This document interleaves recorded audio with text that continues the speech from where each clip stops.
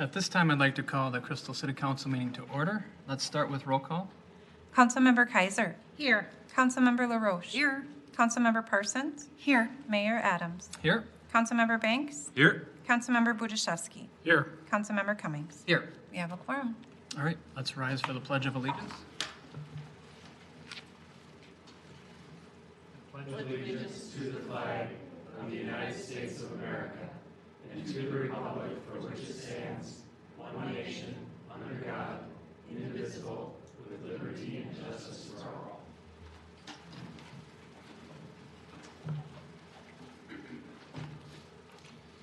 All right, council members, we have an agenda before us.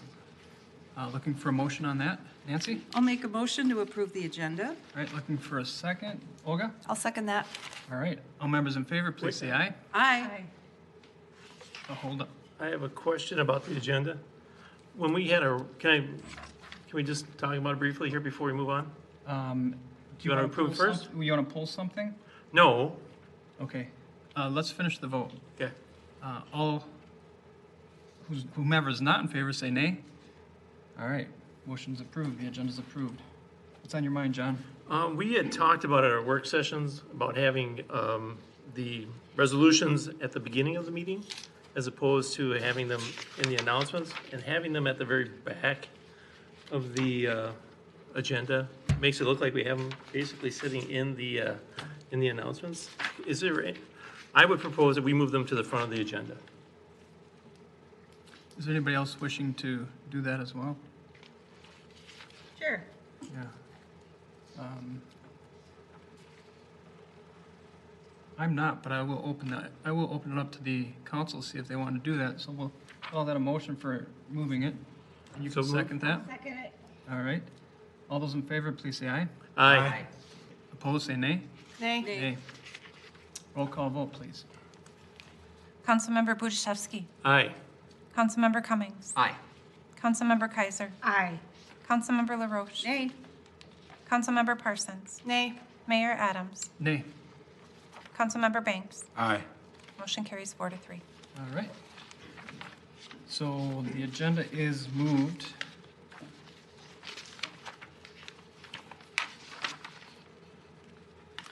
May I ask a clarifying question? Yeah, I think I need that too. Because we have a number, like there is which resolutions? You didn't specify. There's resolution It's all the for, resolutions. I'm guessing all, right? All of them. well, there's resolution authorizing the contract for fiber optic installation to the Medicine Lake Water Tower. Specific to our work session, we talked about symbolic- symbolic resolutions. We'll take all the symbolic resolutions, we'll put it at the beginning of the regular agenda. Not a big deal. All right?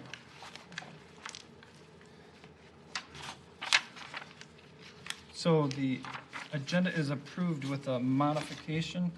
We do have an appearance today. I believe it's our police chief, Revering. Sorry. Chief Revering, welcome. Thank you, Mr. Mayor, members of the council. As you know, Crystal police officers do outstanding work every day to serve, protect, and assist those in the community who live, work, and worship here. Most of their work goes largely unrecognized, as we all understand that is part of our job. However, there are times when the actions of officers far surpass our normal motto of service with compassion, integrity, and professionalism. As a part of the Crystal Police Department's recognition program, we feel there are times that accomplishments should be recognized in front of the City Council and community, which is why we're here today. I'm honored to recognize 6 officers tonight whose work has met that threshold. Obviously, as you know, due to not meeting over the last 18 months or so due to COVID, some of these awards have been put on hold because of that, and we wanted to get the officers in front of you. So I ask Officer Zach Fechtow, CSO Alex Tingle, and Sergeant Cusick to step forward, please.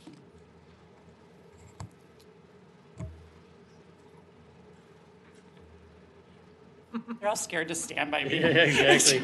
I have no idea why. I promise I'm not mean to them. Okay, yeah, sure. On September 9th, 2020, Sergeant Cusick located a suspicious vehicle in the area of 36th and Douglas Drive. Sergeant Cusick noticed the vehicle had no license plates and no temporary tags, and new officers in the area were having daily contacts with stolen motor vehicles. Sergeant Cusick attempted to stop the vehicle and the suspect fled when he turned his lights on. As Sergeant Cusick pursued the vehicle, the suspect lost control of his vehicle and crashed into the side of a house in the 3200 block of Independence Avenue in New Hope. The vehicle plowed completely through the front bay window, and all of the SUV was stopped inside the living room of the house. With no regard for any injury or damage the suspect may have caused, he exited the vehicle and ran away. Sergeant Cusick gave chase and was able to capture the suspect a few houses away.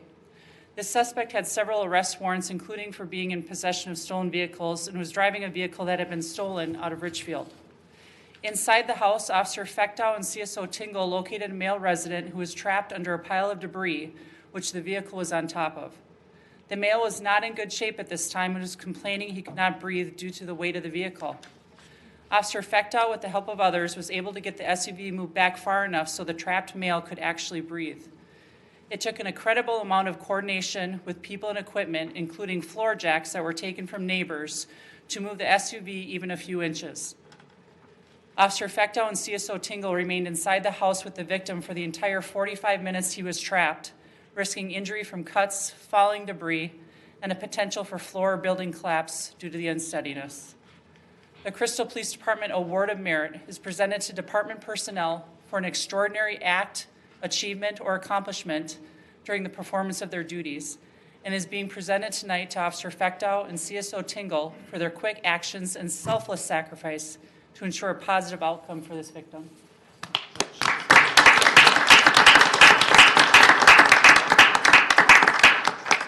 And the Crystal Police Department Exceptional Performance Award is presented to department personnel who distinguish themselves by performing outstanding services during the course of their normal duties or exceptional services performed above and beyond normal duties, and is being presented to Sergeant Cusick for his diligent work to identify and arrest a prolific auto thief. Not theft. Well, he stole a car, so it's theft. Yep. But you get the gist. Okay.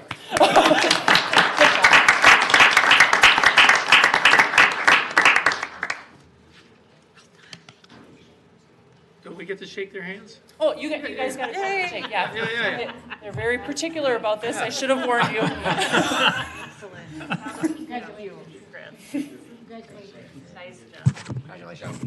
Congratulations. Thank you very much. Good job. Once again, great job.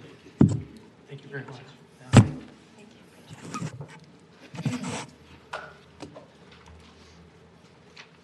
Zach, I'm going to have you stick up here. On February 3rd, 2021, Officer Fechtow was dispatched to an unconscious female in the bathroom at Cub Foods. Upon his arrival, Officer Fechtow located the female lying in the fetal position in the bathroom. She had a fresh bleeding track mark on her arm and recognized that she was breathing at a rate much lower than normal. Officer Fechtow identified the female was having an overdose and administered Narcan. After a few minutes of his care, the female began breathing normally and eventually regained consciousness. The Crystal Police Department Life-Saving Award is presented to department personnel who save a human life in imminent danger of death through the application of medical efforts, and is being presented today to Officer Fechtow for his quick actions during this medical emergency.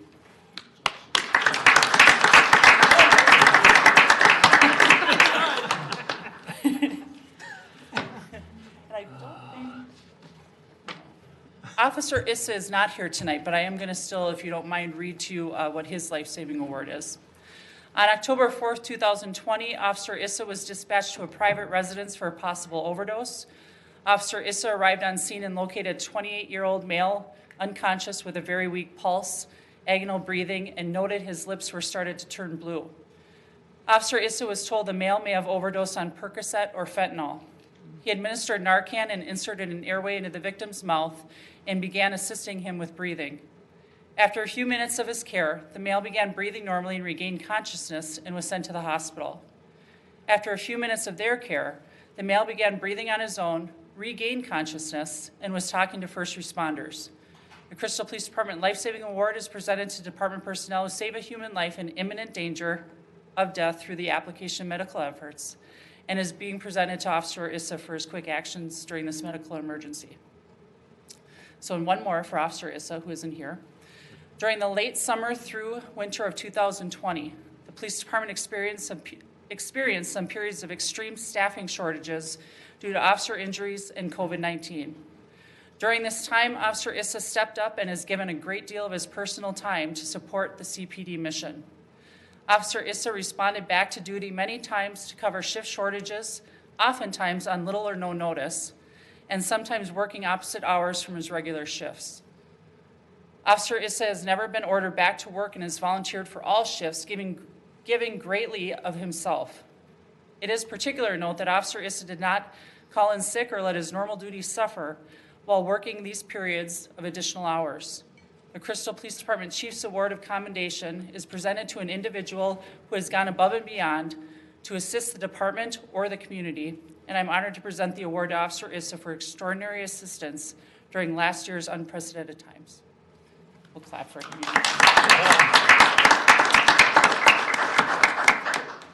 If I could have Officer Valenzuela, CSO Tingle, and Officer Robles step forward and stand next to me. Thanks, Armando. On February 19th, 2021, at about 5 in the morning, CSO Tingle was patrolling and discovered a recently occurring accident. He stopped to check for injuries to the individuals involved. Upon approaching the accident scene on foot, CSO Tingle discovered that a male victim was seriously injured in the accident and had both of his legs amputated in the crash. The victim was bleeding heavily and in a danger of death if swift action was not taken soon. Officer Valenzuela responded to CSO Tingle's call for assistance and, assessing the immediate danger the victim was in, acted very quickly. Officer Valenzuela retrieved his trauma kit, and he and CSO Tingle applied tourniquets to the victim's legs, noting they were able to stop the severe blood loss. They then treated the victim for shock and waited for paramedics to arrive. Without the training and quick actions of Officer Valenzuela and CSO Tingle, the outcome of this incident would have been much more grave. Officer Robles arrived on scene shortly after and assisted with providing medical assistance and managing a very chaotic and traumatic scene until additional resources arrived. The Crystal Police Department Life-Saving Award is presented to department personnel who save a human life in imminent danger of death through the application of medical efforts. It is truly my honor and pleasure to present to Officer Valenzuela and CSO Tingle for their actions. Congratulations.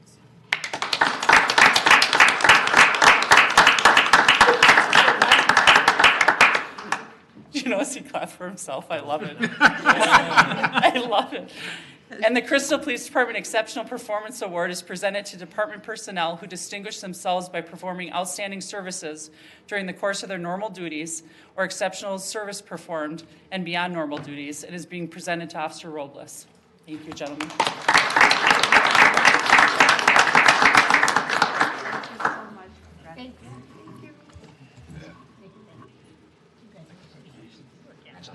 Thank you, great job. Thank you, good job. Thank you. Thank you, great job. And Mr. Mayor and members of the council, I should mention, as you can see behind me, there are some family members here tonight. You can see how important it is that we honor and recognize our officers for all of their efforts that they've done over the last year or so.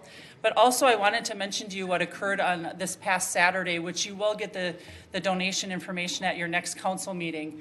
But this past Saturday, as you know, we had a fundraiser for our K-9 that was sponsored by the VFW. And myself and the K-9 unit and Sergeant Cusick went to the VFW at around noon. And when we got there, we were, of course, greeted by the VFW, the Lions, and the West Metro Fire Relief Association.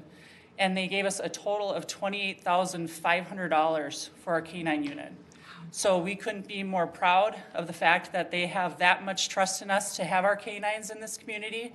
And as you know, the importance of K-9s from a public relations standpoint. So we just wanted to publicly recognize them. So thank you. Oh, that's amazing.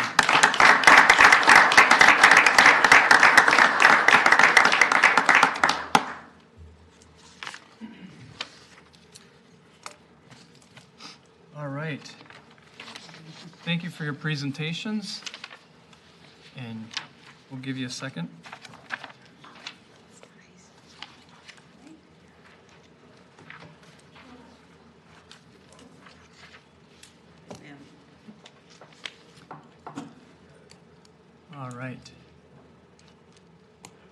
28,000. Wow. All right, we're going to move on with our agenda, the consent agenda. The council will consider the following items which are non-controversial in nature. First item is the approval of the minutes from work session June 1st, 2021, and then the meeting on that same date. Approval of the list of license applications submitted by the city clerk to the city council. That list is on file in the office of the city clerk. Resolution accepting $1,000 from the VFW for the Crystal Little League ASL. Does anybody know what ASL stands for? American Sign Language. Thank you. Should have known that. Next one, 4.4, approve the following items for Crystal Frolics contingent upon receipt of pending license information. First item is a temporary on-sale liquor license at Becker Park from July 23rd to the 24th, submitted by Omni Brewing Company. Temporary on-sale license for Welcome Park from the 22nd to the 25th, and that is submitted by the West Metro Fire Rescue Relief Association. A permit for the fireworks display at Welcome Park on Friday, July 23rd, submitted by Hollywood Pyrotechnics, Inc. Approval of a resolution for lawful gambling permit at Welcome Park. And that's for the whole frolics from 22nd to the 25th of July. And that's from the Crystal Lions. Temporary closure of portions of 47th Avenue from July 25th to the July 22nd to the 25th. And that's for city and volunteer staff parking, fireworks display, waterball competition, which is hosted by West Metro Fire Relief Association. And the final item is approval of a resolution canceling special assessments on MAC-owned properties at 5218 56th Avenue North. And that's, and 5900 Lakeland Avenue North. So 2 locations. That is our consent agenda. Looking for a motion on the consent agenda. Brendan? Make a motion to approve the consent agenda. All right. All members in favor, please say aye. Aye. Opposed, say nay. There wasn't a second. Well, that didn't count then. Looking for a second, I'm sorry. Nancy? I'll second. All right. All those in favor, please say aye. Aye. Opposed, say nay. Do you have any I got it. questions or comments? Go ahead. I was Go ahead, abstain. Brendan? I said abstain. Awesome. We don't need to do roll call on that, do we, Chrissy?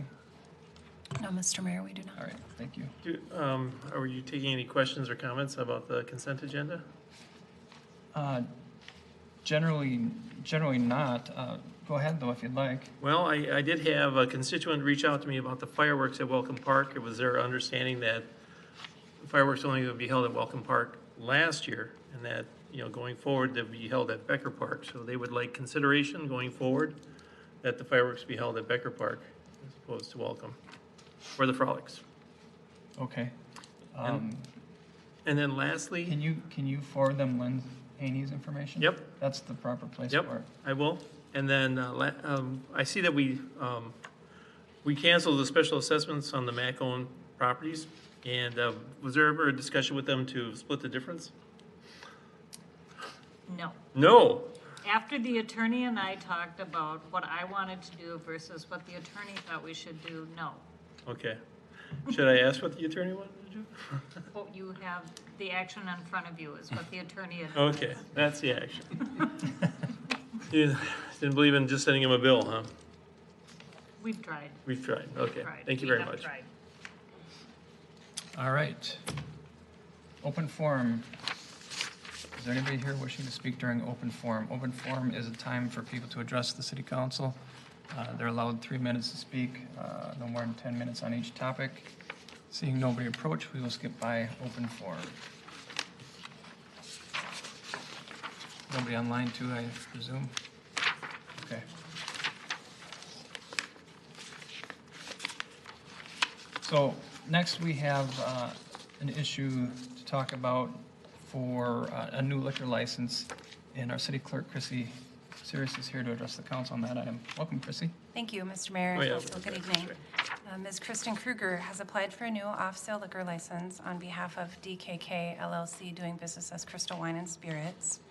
She is the widow of the previous owner and wishes to continue to operate the business for the establishment under the same business name. Staff has reviewed the application documents and a background check has been completed. Notice of tonight's meeting was published in the June 3rd Sun Post. Staff is recommending approval of the off-sale liquor license for the new owner of Crystal Wine and Spirits, and Ms. Kruger is here tonight in the audience. All right, That concludes my report. thank you, Chrissy. Are there any questions for Chrissy on this item? Seeing none. At this time, I'd like to open a public hearing for testimony. Is there anybody here wishing to speak on behalf of this liquor license? Seeing no one approach, we will close the public hearing. And is Kristen Kruger here? Could you please step forward to the podium there? Hi, welcome. Do you mind if I ask you a few questions? No, go ahead. Have you been involved with the operation of the liquor store prior? No. Not at all, okay. All right. That was the big one. Usually when we have a license applications, we would like to try to make it real clear about underage, serving underage, and let you know that our police department does hold a training course, and we like to see our liquor establishments use that and take advantage of that. And I'm sure by now you're aware of what the state regulations are. Absolutely. Absolutely And aware. Dave did go through that training when he, was here, and, I'm sure, as you know, there have not been any violations since Dave has had Sure. the place, so Sure. we're absolutely very conscious of that. Very conscious. And do you know what the current procedures are? I imagine they haven't changed. No, it's just, you have to put the birth date into the Cash into the register. POS system. Okay. Awesome. Very good. All right. Any other questions? Thank you for your willingness to step forward. Appreciate it. Looking for a motion on this. Nancy? I'll make a motion to approve a new off-sale liquor license for DKK LLC, doing business as Crystal Wine and Spirits, located at 4920 West Broadway. All right. Thank you. John? Second that motion. All right. Thank you. All members in favor, please say aye. Aye. Opposed, say nay. Motion carries. Thank you.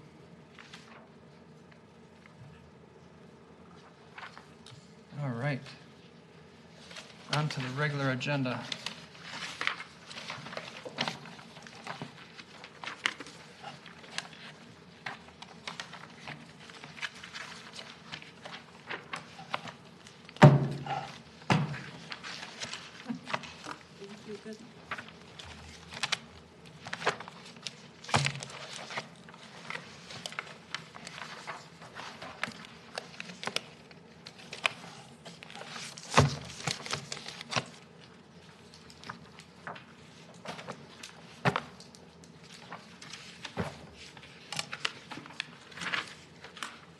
All right. Bringing forward, hold on, I gotta get there. So it's labeled 7-9 on our agenda, bringing that one forward. That is the symbolic resolution for Gay Pride Month. I have a resolution before me. At this point in time, I would like to read it into the record. Whereas the resolution recognizing June as Pride Month, whereas a priority of the Crystal City Council is to make Crystal a welcoming and inclusive community, and whereas all Crystal residents, regardless of age, gender, identity, race, color, religion, marital status, national origin, sexual orientation, or physical challenges, have the right to feel safe, to not be discriminated against, and to live without the threat of harassment. And whereas the Crystal City Council is committed to making Crystal an inclusive and welcoming community for all, which includes Crystal LGBTQ community. And whereas the Crystal City Council rules sections 2.2.8 provide the City Council may use symbolic resolutions to make public statements on matters directly related to the business of the city. Whereas the City Council determines that making a public statement supporting Crystal LGBTQ community is directly related to the city's efforts to be more welcoming and inclusive. Now therefore be it resolved by the Crystal City Council that, number one, June 2021 is recognized as Pride Month in Crystal, to commemorate the contributions of LGBTQ community, and number 2, the community is encouraged to participate in pride events in the community and neighboring communities. Adopted this 15th day, 2021. Any discussion? Olga? I'll go first, yes. I think the second point, all Crystal residents, regardless of age, gender, I was just going to point out some of the things that I am standing behind and some of the things that I can't stand behind for this particular resolution. All Crystal residents, regardless of age, gender identity, race, color, religion, marital status, and it goes on, have the right to feel safe and not to be discriminated against and to live without the threat of harassment. So absolutely a resounding yes on that. And I might underline religion here because I believe that many devout Muslims, Christians, and Jews would not be comfortable with this particular resolution. So including religion in this resolution may cancel or contradict itself. Now, I can and I do absolutely recognize the contribution of the LGBTQ community in Crystal. I can't, however, encourage the participation in Pride events personally because I believe that the LGBTQ lifestyle is against my beliefs in God's design for human sexuality. I adhere to traditional biblical beliefs, which dictate to me how I will vote on this matter. So if there are any questions about that, or if anybody wants to engage with me one-on-one in a conversation about my beliefs and the way I voted, I encourage you to reach out to me, to call me, to email me, to reach out to me on my Facebook or my website. My phone number is 612-501-9123, and I'm willing to engage with our community in conversations about this matter. So I just wanted to put my 2 cents in for this discussion. Okay, thank you. Anyone else wishing to comment? Okay, I would like to make a couple comments as well.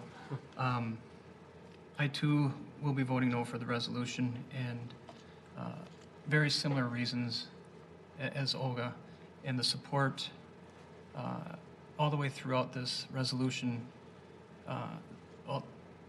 is something I can stand behind as well. When it comes to encouraging and participating in the events, that's something I can't do. And when it comes to my position on this, I don't believe anyone should be surprised. I think in my description online, I do disclose that I do want to lead in a biblical fashion, and clearly in the Bible, it is something that is part of my faith. So with that, any other comments, discussion? Brendan? Where did the number 2 point come in to encourage the participation in the events? Whereas when I made the motion on this, it was simply recognizing June as Pride Month. I believe, do you want to answer that? Because I wasn't part of that. I can try to answer. I believe part of the conversation was trying to point out local events to make it more, I think the word was impactful, for some of these types of symbolic resolutions. I think that's where it came from. And if I misunderstood, I apologize for that. Okay, because I mean, I guess I was also the one who made the motion in the work session for 2 of these resolutions, and you know, I just want to be clear that while yes, I think we should be recognizing to make everybody feel welcome. That's one of our goals and priorities. But it's not our job as a government body to be encouraging people, what to do or not to do, but simply making the awareness of and the acknowledgement of, I think, is within what we should be doing. if that makes any sense. I don't. Can I ask you a question All on right. that? So, John, go ahead. so are you saying that there shouldn't be any pride events in the community or neighboring communities? No, that's not what I said. What would the, I said what I said. I said it's not our job to be encouraging people what to do or to not do, right? Not saying that there shouldn't be any events. I think I was pretty clear on that, right? I mean, if we're gonna start breaking it down into what our personal beliefs are, I mean, when I look at my faith, it says to love everybody, right, regardless, right? right. But it's not my job to tell you what to participate in. But here it says the community is encouraged, right? It's not us saying that we're encouraging them. It's just that we're recognizing that the community is encouraged to participate in pride events in the community and neighboring communities, right? So, I mean, it's not you saying, go forth and be part of a pride event. It's, the community is welcome to have an event if they so choose, and it's okay. Nancy? Did we discuss this at the work session about point number 2? No. I thought it was just recognizing I don't recall discussing that point. I see it's already causing, I'll let Olga. Olga? I do remember us discussing encouraging participation in various communities of celebrations. I think it was framed around Juneteenth and some other things, so I think maybe that was taken to this level as well. And Brendan, I concur with you. I politically approach all the issues from a libertarian point of view, and that word is a dirty word amongst many, but it really means live and let live. And so if people want to, in the private sector, gather together and commemorate their community, commemorate their history, commemorate their foundational beliefs, they are welcome to do that, and it is our job to provide public safety so that people in the community can do that. And we also, we update our parks so that we have gathering space. We do not discriminate issuing licenses to anyone. So absolutely, I'm not saying that pride events should not be held. I'm just saying that this resolution is passed by the council as a whole, as a council body. So the council as a whole, as a council body, recommends these things, such as encouraging participation in private events. So as a member of the council, I do have a position that I can't recommend that. Now, I mean, who should listen to me? I mean, go live your life. What does it matter what I say? Right. However, I do hold to my convictions, so. Right. John? So, okay, so,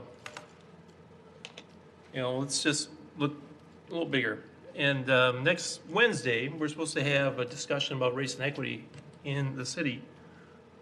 Is everybody planning on attending that? I mean, do you think you can adequately participate with an open mind in that discussion based on what you basically have vented as your opinion? May I just say that, answer that? Okay, yes. I have participated with an open mind for these last 6 years as a council representative, and I represented the residents in this community in an unbiased, fair manner. I have interacted with members of this community from all walks of life in an unbiased manner while holding these beliefs for the last, you've known me all this time, and I have held these beliefs. They've evolved, actually, and I've become even more firmly rooted in biblical teaching, actually, over time. However, I'm still committed to treating every single human being with dignity and respect. And indeed, as the Bible commands, I love people with equally. And their lifestyle choices are their choices. So I don't think this is going to in any way impede me continuing to do what I have done for the last 6 years. And I'm sure Mayor Adams, it's not going to impede his job. This is just happening now. So Yeah, there's been, in the last probably 12 years, there's been a lot of opportunity for me to step forward and get laws changed, which has been beneficial to the LGBTQ community. And that's not going to change. If there's something unjust that happens, that's not going to change. And when it comes to the community conversation and having the conversations we've already had in the city and with Ramon, we don't have to check our values and belief systems. We have to be able to operate in this world with differences. And, you know, it has been a challenge for me to make that shift. And the shift is, normally we come together and we find something in common, we rally about something in common, and we're able to function and behave and treat each other respectfully. He's challenging us, this whole community conversation is challenging us to take the next step, to be able to understand our differences and to be able to identify them, recognizing them, having them right there on the table, and still being able to respect and love each other. And that's what the community conversation is. I heartfeltly feel that this does not hinder that conversation whatsoever.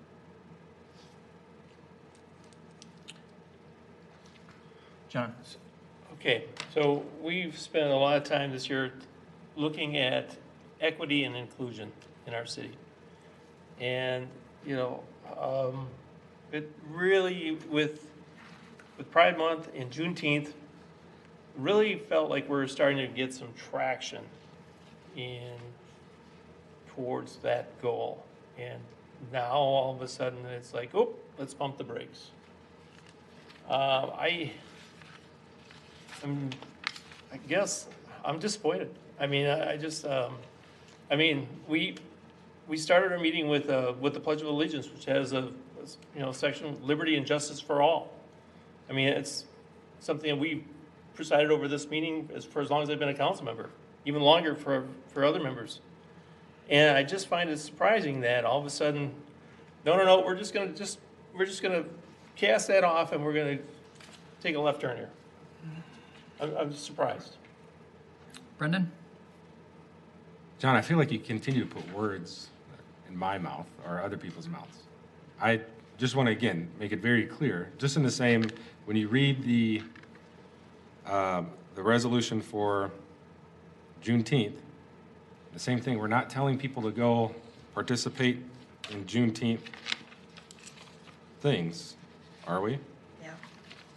Well, Right? I mean, I would argue even the same thing, right? When I look at, without getting ahead, even the same thing. We're recognizing that June is Pride Month, right?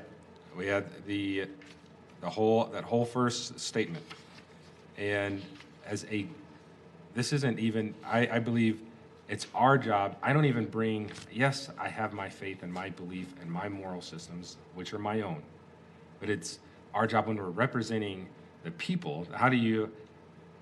That I don't bring it's my job to represent Ward 2, right? That's who I'm accountable to. And when I decided to get into all of this, I'm not sitting here bringing, well, this is what Brendan wants, right?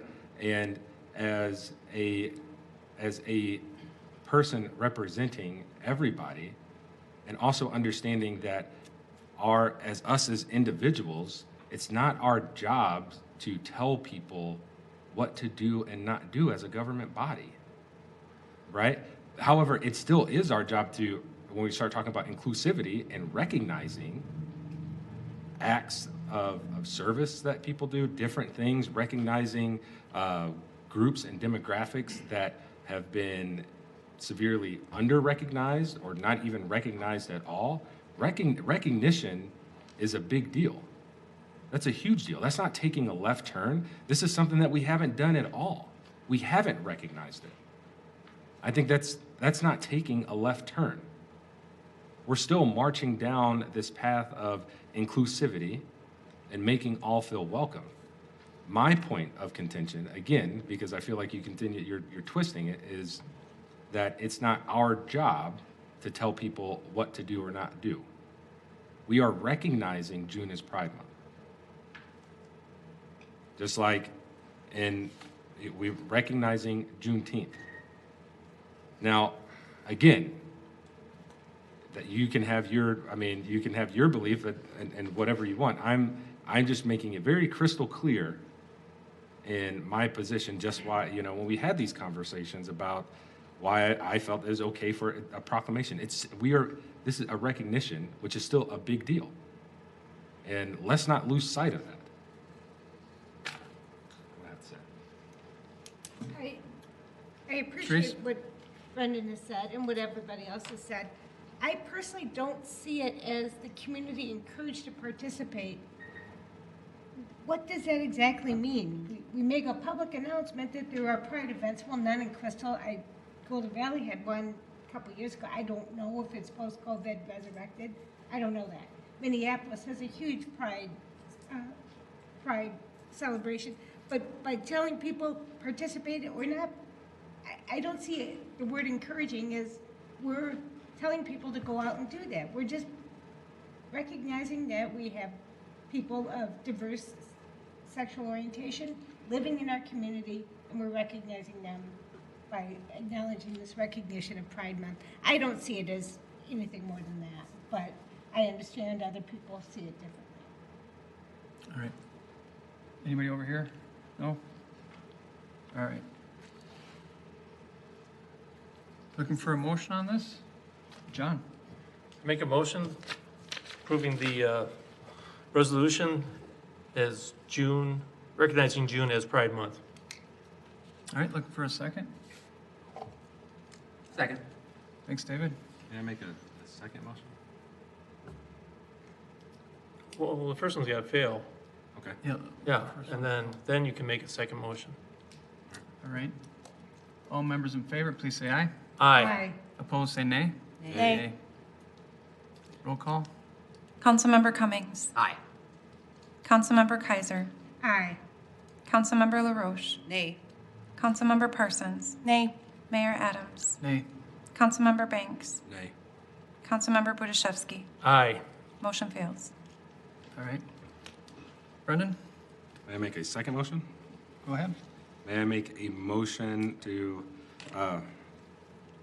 recognize the resolution recognizing June as Pride Month, however, striking item number 2? Looking for a second. David? Second. All right. Any further discussion on that one? I think we've discussed that to death. It's a different motion. I have to give the opportunity. I'm just going to say that I can't vote for that one either, but it is what it is, so. Okay. All right. All members in favor, please say aye. Aye. Opposed, say nay. Nay. Councilmember Kaiser. Aye. Councilmember LaRoche. Aye. Councilmember Parsons. Nay. Mayor Adams. Nay. Councilmember Banks. Aye. Councilmember Budaszewski. Aye. Councilmember Cummings. Aye. Motion carries 5-2. All right. So our second resolution is recognizing Juneteenth. I'd like to read this one into the record as well. Whereas a priority of the Crystal City Council is making Crystal a welcoming and inclusive committee. Whereas the Crystal City Council Rules, Section 2.2.8 provides the City Council may use symbolic resolutions to make public statements on matters directly related to business of the city. And whereas the City Council determines that making the public statement recognizing Juneteenth and what it stands for is directly related to the city's efforts to be more welcoming and inclusive community. Whereas June 19th has special meaning to Americans and is called Juneteenth, combining the words June and 19th, and has been celebrated by Americans for over 150 years. And whereas Juneteenth is the oldest national celebrated commemoration of the ending of the slavery in the United States, it has been celebrated under many names. Some are Freedom Day, Jubilee Day, Second Independence Day, and Emancipation Day. And whereas the Emancipation Proclamation was issued on January 1st, 1963. However, notice of the signing of the Emancipation Proclamation was not received in Galveston, Texas until June 19th, 1865, given I didn't read that verbatim, I apologize. It was not received in Galveston, Texas until after Union General Gordon Granger traveled to announce the general order on June 19th, 1965. So, and whereas the city council acknowledges those who suffered from slavery and its aftermath, and whereas the Crystal City Council acknowledges our African American residents, freedom, contributions, and achievements as part of our American history. Now therefore, be it resolved by the City of Crystal that June 19th, 2021 is recognized as Juneteenth, Freedom Day in Crystal. Number 2, the history of African Americans in Crystal and the U.S. is recognized, and the community is encouraged to learn more about Juneteenth American history by participating in local celebrations and observations and events sponsored by local agencies such as Hennepin County Library, events June 13th through the 19th, or the Minneapolis Parks and Recreation Board events for the week of June 14th at their website. Adopted this 15th day of June 2021. All right, conversations on this one? Go ahead, Brendan. Sticking with my same point of contention, again, this is the whole purpose is we are bringing awareness and making recognition of. Again, it's not our job to tell people to go and participate and do something. And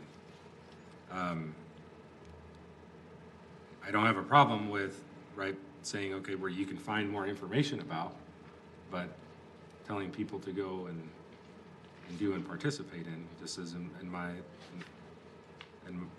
the previous resolution, is where my point of contention is at.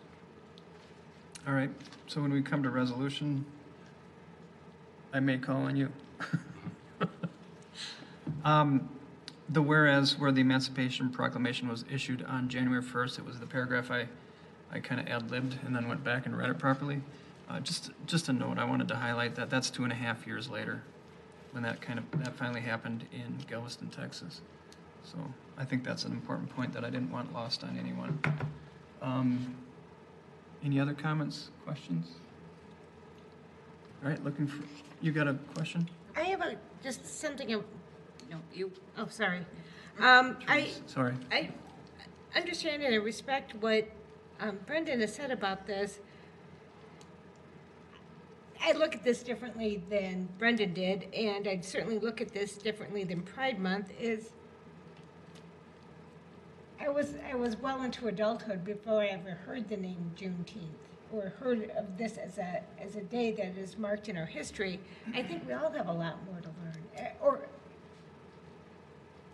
Me being the middle-class white person I've been my entire life, I have a lot more to learn. So I think it's a good idea to encourage people to go out and learn more about the history of Juneteenth, and it's a much bigger discussion. So I have no problem with the way it's worded.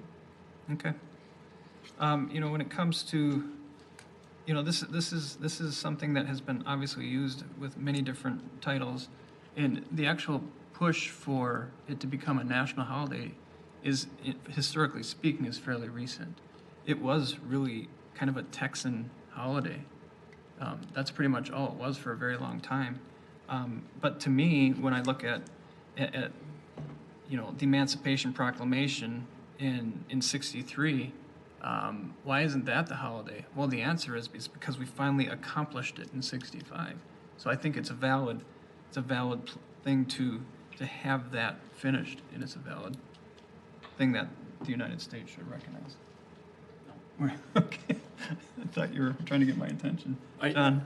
I just, I like the wording of number 3, that, community is encouraged to learn more about Juneteenth, and the great resources are, Hennepin County Library and also Minneapolis Parks Board. So I think that's very nice. I think it's really well done and very well written out, especially given the significance. So I would be in favor of leaving it in the resolution. All right, Nancy? And I would just say, in the spirit of consistency, I would vote to remove line 3. However, let's compromise. Let's help promote some local events at the end and announcements. But this specifically says resolution recognizing Juneteenth. Same with resolution recognizing June as Pride Month. This is recognizing. You know, so I think in the spirit of consistency, to remove that. All right, go ahead, Brennan. I guess I want to be absolutely crystal clear, as we're here in Crystal, but no, as being the lone person of color on the city council, and I have one other in the room with me, obviously I can get really passionate about this, and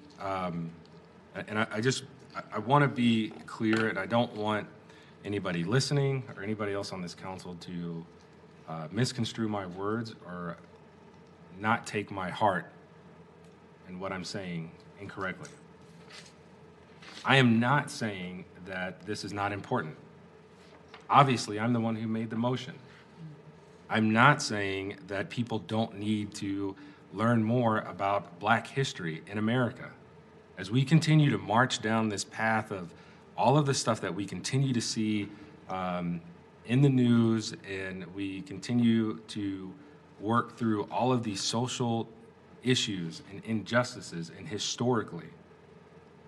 And I can speak from personal experience.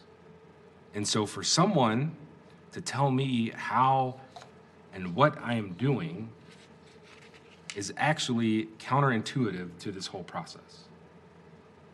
And speaking, of which, is say, for a white person to tell me as a Black man how to feel is wrong.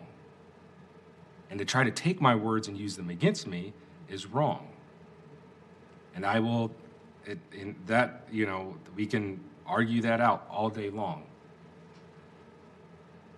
What I am saying here is an equality amongst all people and all things. And I don't sit here and take and look through a lens and say, just because I said one thing for another issue, that I then don't have that same equality for another issue, because that is part of the problem that we have seen here in America, that there is not equality, that we sit here and say we'll bend for one thing and we won't bend for another.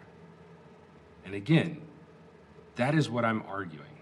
I'm not arguing that I don't think that this is important, and that the resolution and that we are recognizing, I think, is huge and is a very, very important step.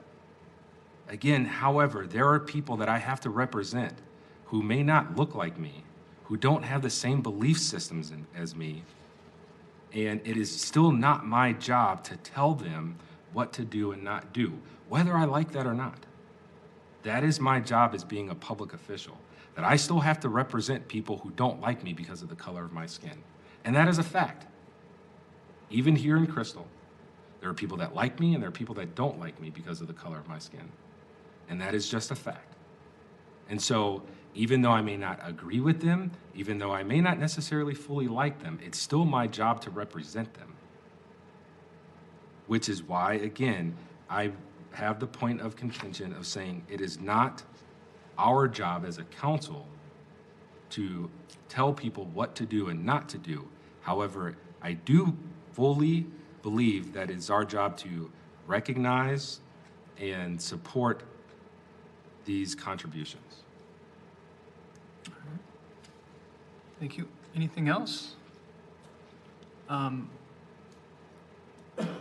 I would like to offer you an opportunity to do an amendment to this resolution, and we'll take a vote on the amendment, and we'll go through that process, and we'll see where we end up. Okay. I'd like to make a resolution with an amendment recognizing Juneteenth. And the amendment would be striking item 3. All right, looking for a second on that? John? I second that motion. All right. Wait a minute, we're not going to vote on it first as it's Nope. written? Okay, Nope. thank you for the We're doing an clarification. amendment. So this is a vote on the amendment of striking number 3 on the bottom of that resolution. All in favor, please say aye. Aye. Opposed, say nay. Motion carries. Looking for a motion on the resolution on the table. Therese? As it is, I will make a motion to approve the resolution as it's written, As it's amended. as it's amended. As it's Didn't we amended. just vote on that?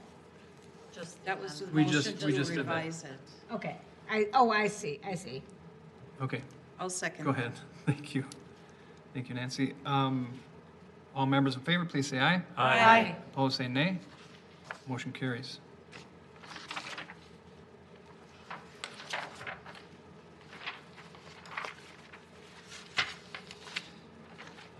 Third resolution, a resolution for a day of fasting and praying on June 23rd, 2021 for the success of our conversation on equity, equality, and inclusion in recognizing the National Day of Prayer.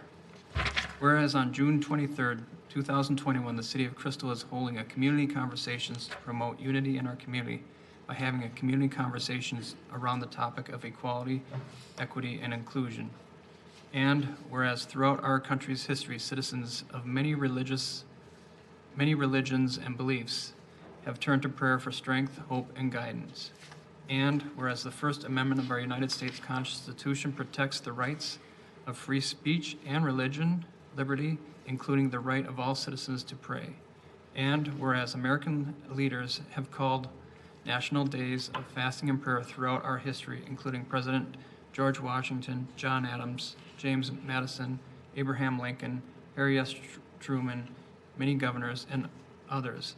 And whereas the United States observes an annual National Day of Prayer on the third Thursday in May to recommit to the core freedoms and definitions, the core freedoms that define and guided our country from its earliest days, to celebrate that we can exercise our convictions freely regardless of faiths or beliefs.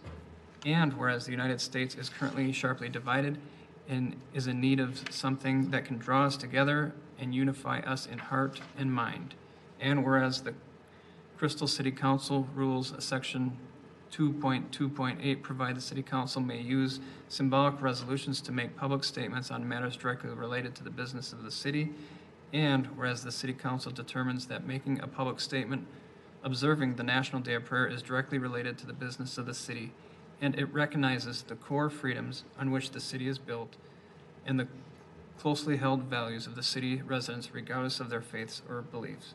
Now therefore be it resolved by the City of Crystal that the Crystal residents are invited to give thanks for our many freedoms through fasting and prayer consistent with their own faith on our City Day of Prayer, June 23rd, 2021, to support our city through our community conversation.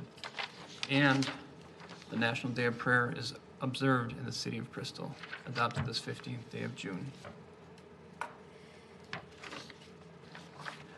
Conversations on this one.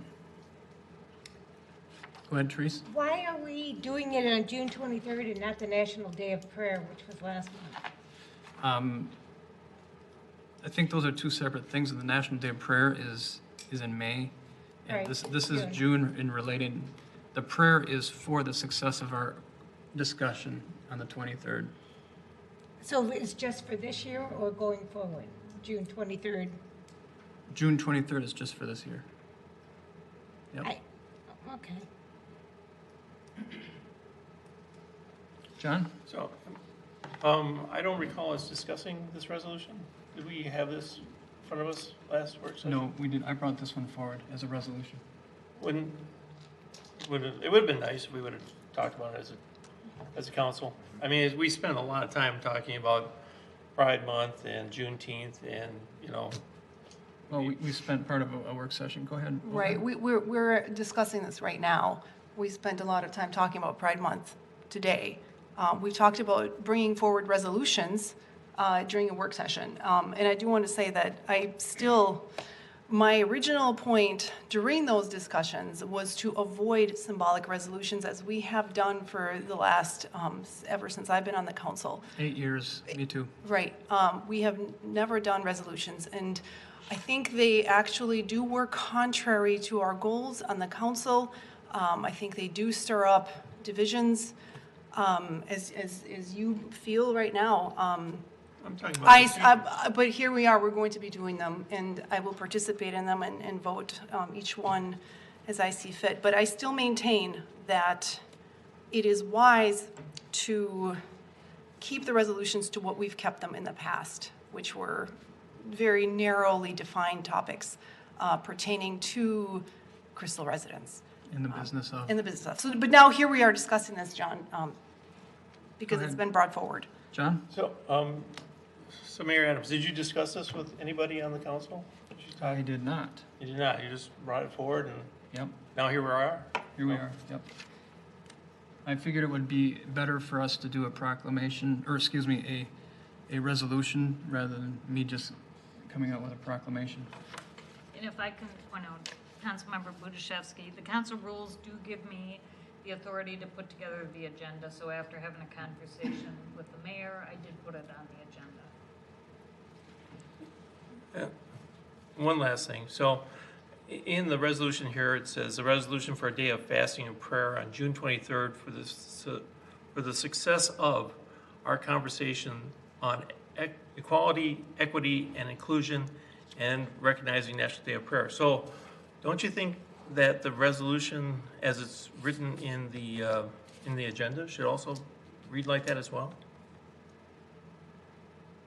I mean, rather than just saying, you know, resolution recognizing a day of fasting and national prayer? I'm not sure what you're pointing out. Well, I would think you'd want to have, you know, acknowledgement that you're also going to have a conversation on equality, equity, and inclusion included in that statement. Right? It's at the top of the resolution. I know, but here it says, like, for instance, so if I were to make a motion on this, it would say a resolution for a day of fasting and national prayer. It says nothing about equality, equity, and inclusion. Would that be included in that? I mean, wouldn't you want to read that into the record? I just read it into the record, I'm not quite sure. I know, but when, like, for instance, On the when you make a agenda, you're motion. talking about the agenda? Well, yeah, I'm talking about like right here. So like, for instance, if I were to make a motion and I were to read this, you know, this motion right here, resolution number 2021, a resolution for a day of Oh, good fasting and catch. national prayer. Right, I right. see, yeah, Good that, catch. that, When the good minutes catch. are written, it will be written with the full title of the resolution. Okay, Good catch, though. good catch. Yes, Yeah. yes. Sorry, it took me a while. I didn't know what you were saying either. Me too. Yes. All right, so it's clear that that will be read into the resolution. All right, very good. I have a Therese? question. Thank you.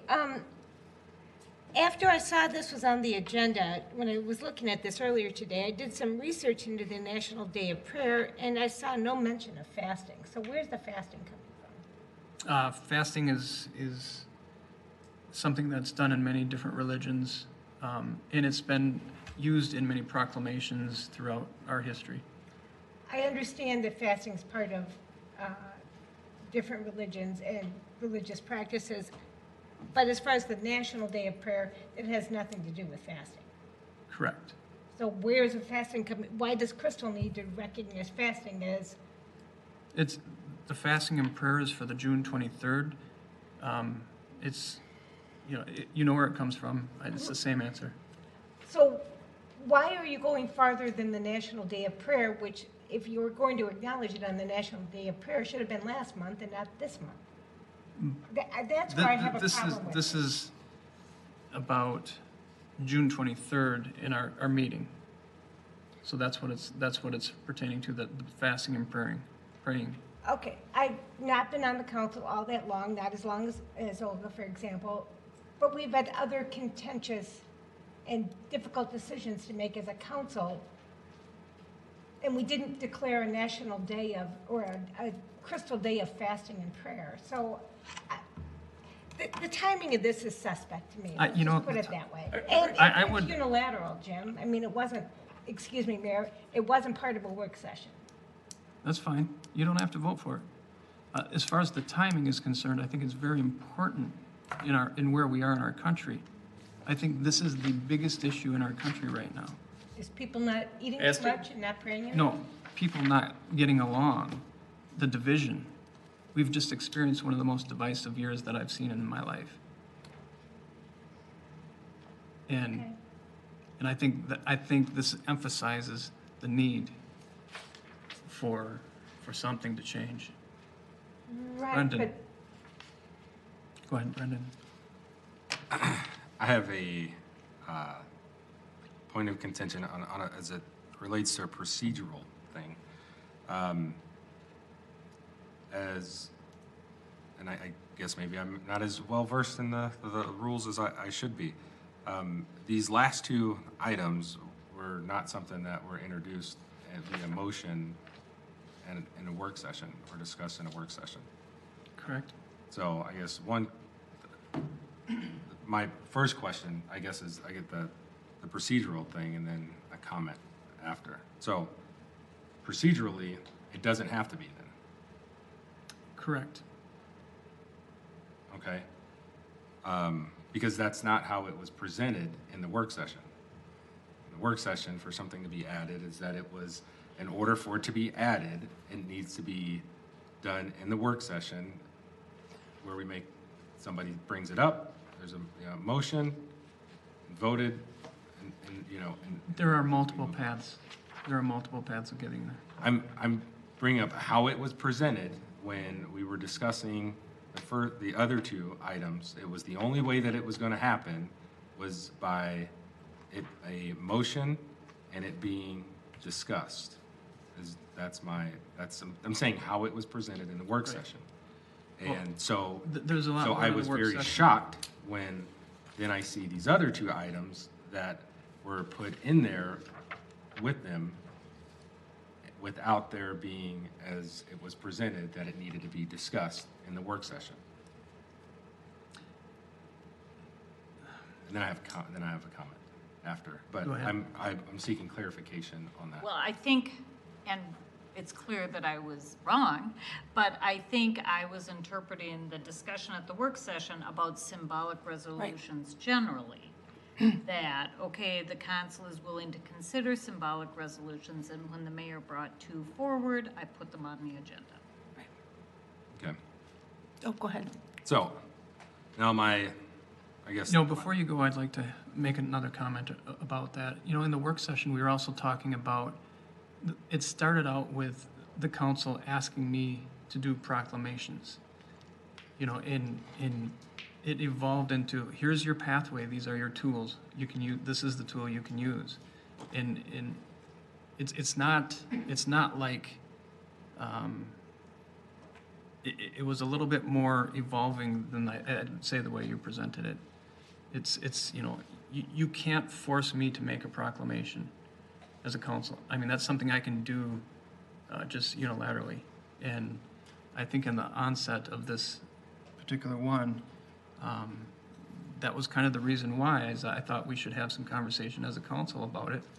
And that's why I did it via resolution rather than proclamation. Go ahead with your comment. Okay.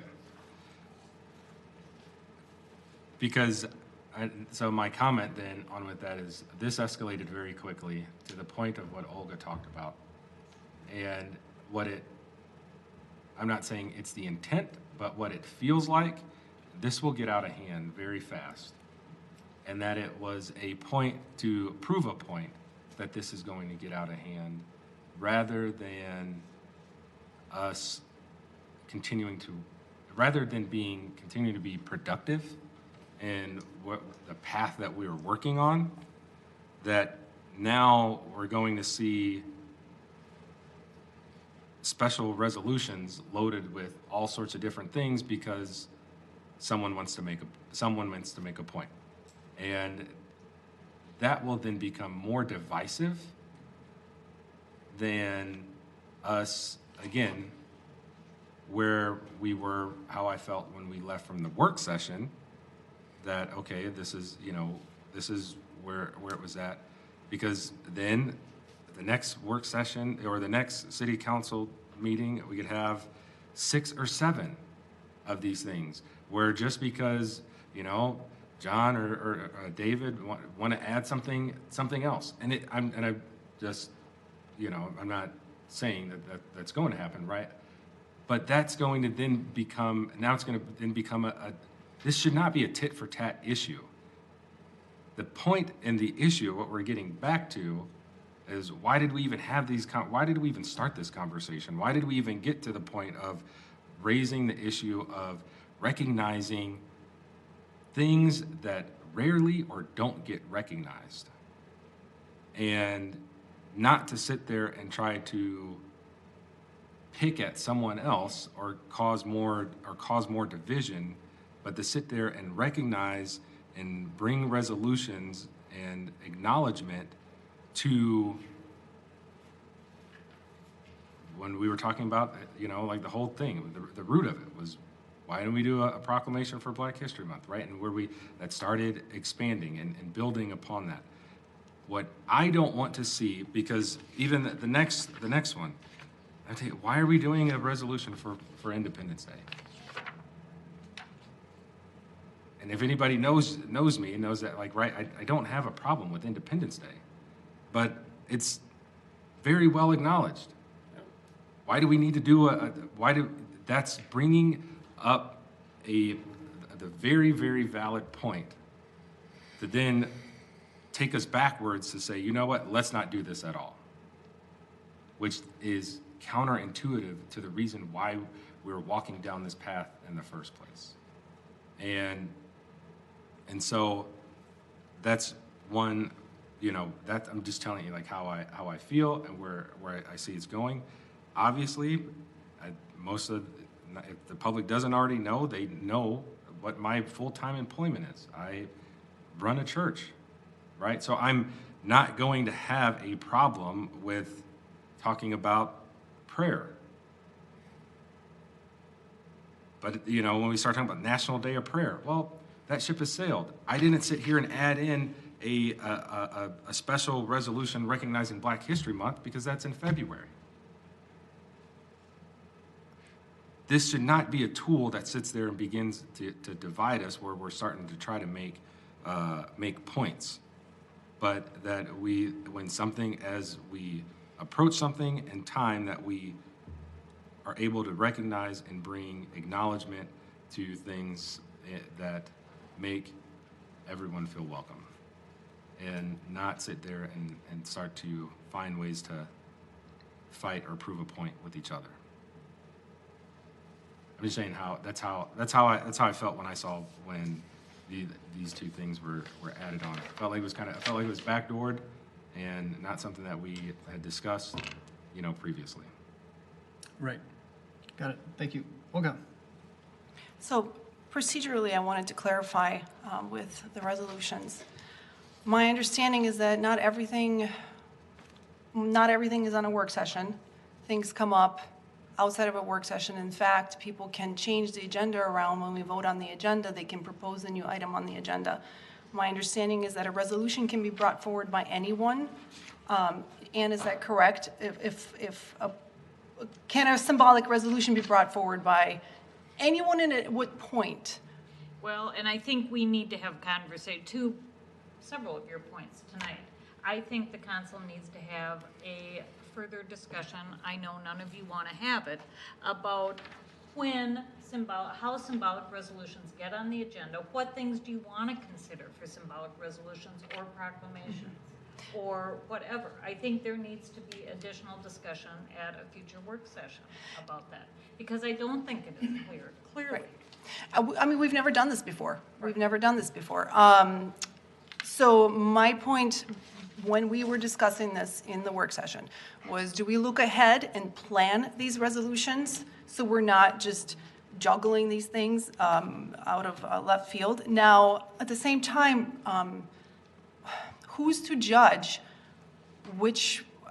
It's a very nebulous goal to make all feel welcome. What does that mean? Who is the all? How are they going to feel whenever we do any one thing? How is that going to be measured? Do all feel welcome right now? Will all be welcome, next week when we have other resolutions? And also, who's to judge who brings the validity of a resolution? Maybe a particular issue is a heartfelt issue, and they feel that it is an under-recognized issue and they want to highlight it. So the subjectivity of this is problematic. So I'm not going to judge this. I don't see this particular resolution as tit for tat. I do read it. It reads as a heartfelt appeal because of our conversation that we're going to have as a community for equality, equity, and inclusion, for it to be successful. I don't see it as a thing that was done out of spite. And who am I to judge what this is? We're just going to vote on this resolution at face value. If you don't support it, vote no.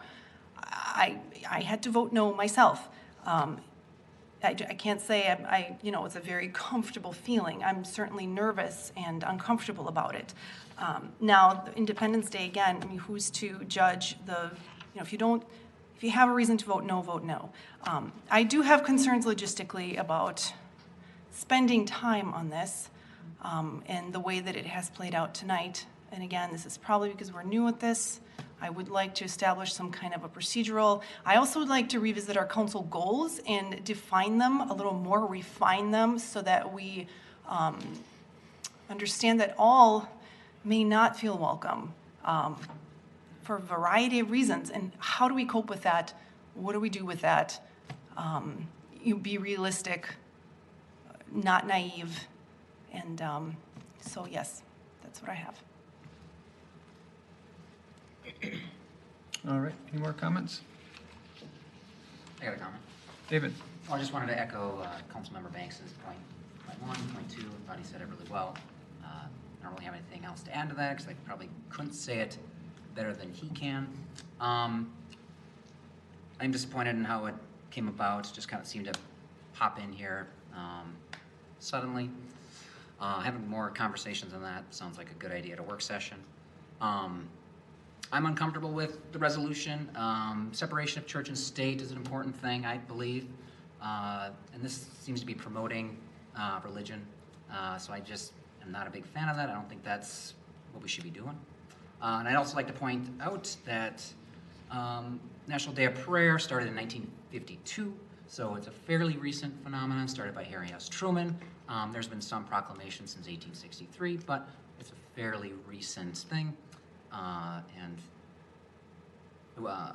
No, that's it. Yeah. This goes back to the start of our country, quite frankly. All right. Any other comments? Looking for a resolution. Is there a motion on this one?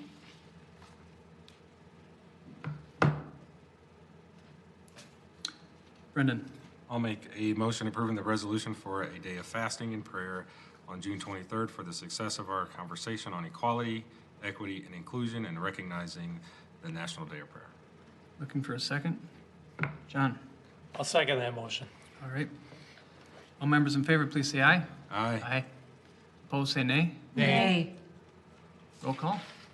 Councilmember LaRoche, Nay. Councilmember Parsons, Nay. Mayor Adams, Aye. Councilmember Banks, Aye. Councilmember Budaszewski, Nay. Councilmember Cummings, Nay. Councilmember Kaiser. Nay. Motion fails. Can I say something, Mayor? Yep. That's okay, in retrospect. So, I do believe in the separation of church and state as well. So, along with just the nebulous issues of resolutions. So, unfortunately, contrary to what people might think, based on my previous vote, these issues are very complicated. All right.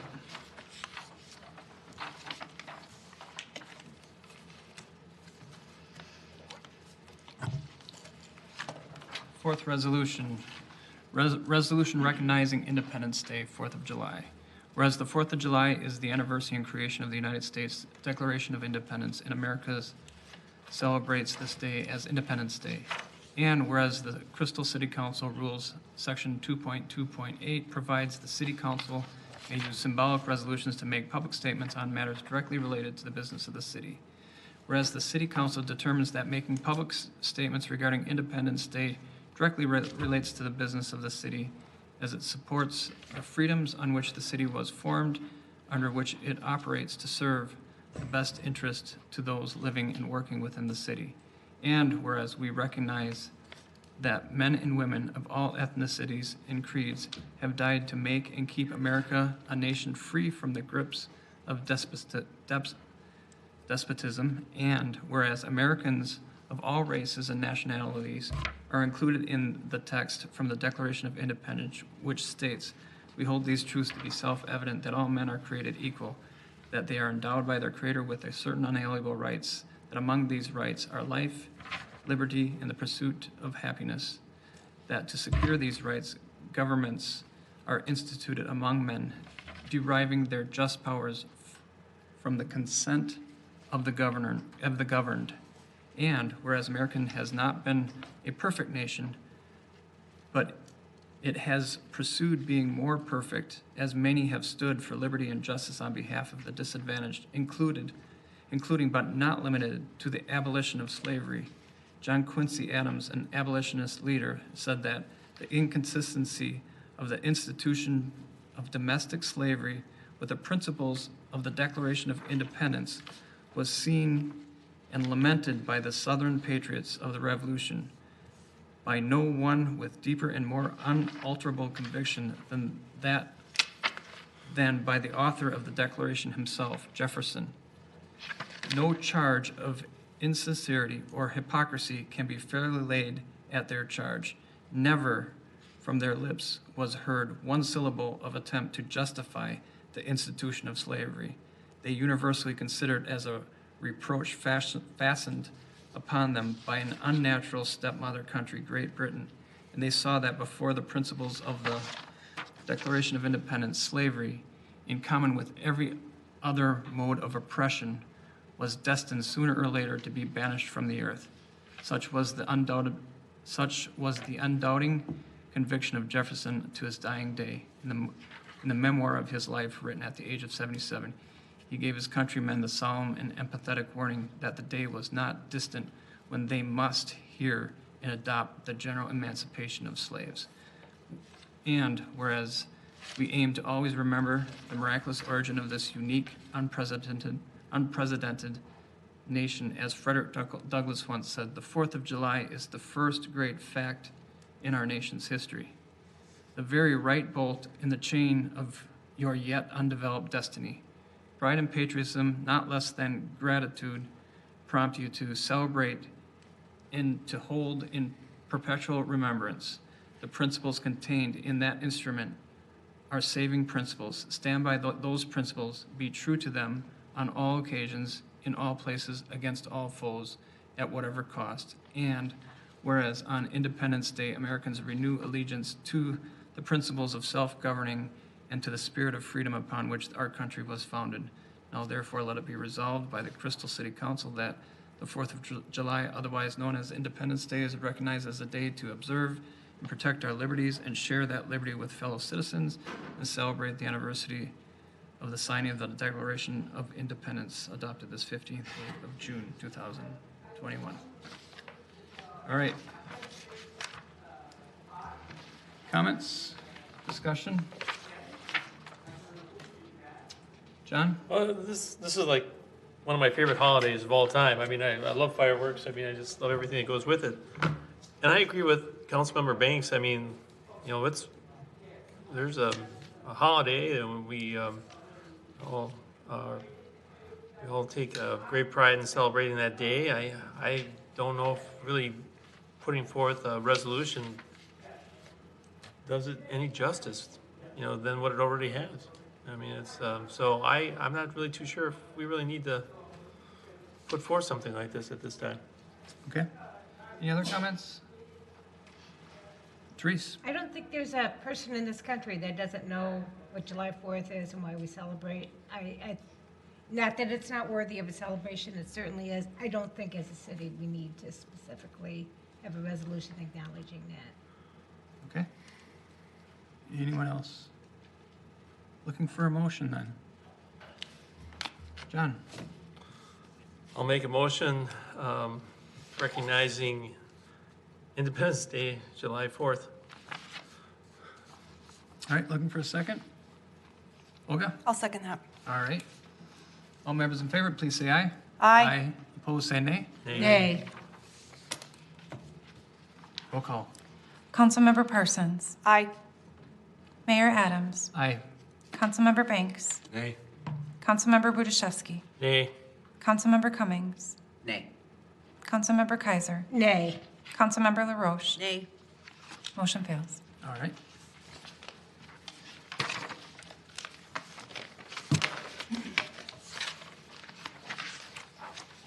All right, we're all the way back to the beginning of the regular agenda. I do want to say I appreciate everybody's comments.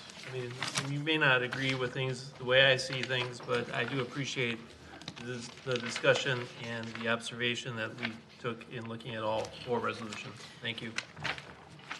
Can I All right.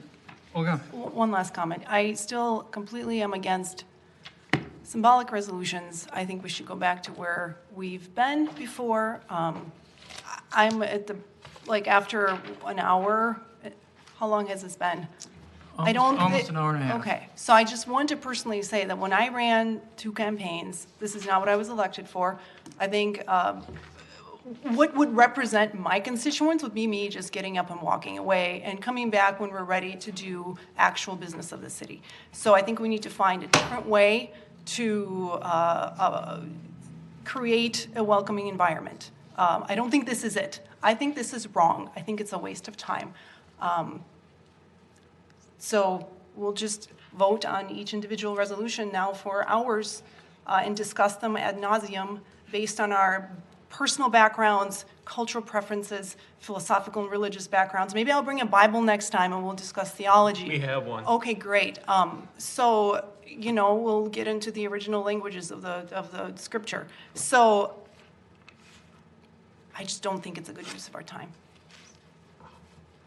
All right. Any other parting comments? I think we're done there. Good. Regular agenda item 7.1. This is for the council to receive the 2020 annual financial report. And that's from our financial director, Jean McGann, is here to address the council. Welcome, Jean. Good evening, Mayor and council members. I'm pleased to introduce Andy Grice from Bergen KDV, and he's going to present the 2020 audited financial statements. Thank you. Thank you, Jean. Thank you, Gene. Thank you, Mr. Mayor, members of the City Council, for having me here tonight. I'm going to share my screen to go over the audit presentations. Give me one moment.